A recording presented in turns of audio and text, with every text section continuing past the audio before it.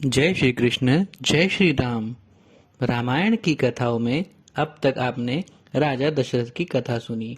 अब आगे की कथाएं सुनते हैं। निसंतान होने के कारण राजा दशरथ तथा उनकी तीनों रानियां अत्यंत दुखी थी। उन दिनों प्रत्येक राजा पुत्र की कामना करता था, जिससे उसे वारिस मिले और उसके राज्य को राजा मिल जाए। राज्य में सब तरफ समृद्धि थी, चारों ओर खुशहाली थी। फिर भी अयोध्या की जनता राजकुमार के न होने से दुखी थी। वे भविष्य के प्रति असुरक्षित थे, जिसके कारण प्रजा में एक दुख की लहर व्याप्त रहती थी। इसी कारणवश राजा दशरथ और उनकी तीनों रानियां चिंतित रहा करती थी। अंततः उन्हें लगा कि शीघ्र ही उन्हें इस संबंध में कुछ करना चाहिए।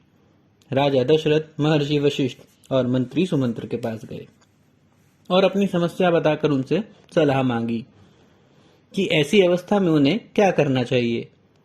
महर्षि वशिष्ठ अत्यंत ज्ञानी, बुद्धिमान व्यक्ति थे और किसी भी समस्या का समाधान करने में सक्षम थे।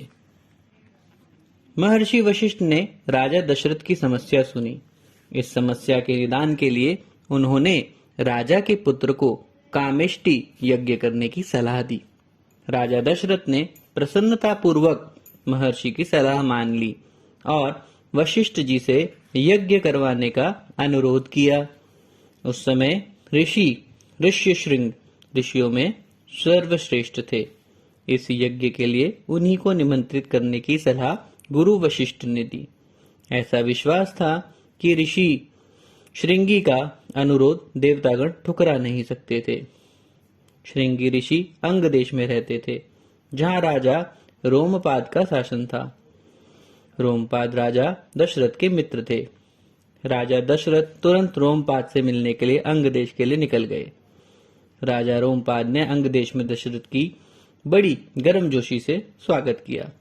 यज्ञ के लिए दशरथ ने राजा ने श्रृंगी ऋषि को अपने साथ ले जाने की अनुमति मांगी और राजा तुरंत मान गए। आगे की कथाएं सुनने के लिए इस चैनल के साथ जुड़े रहिए। बोलिए जय श्री राम।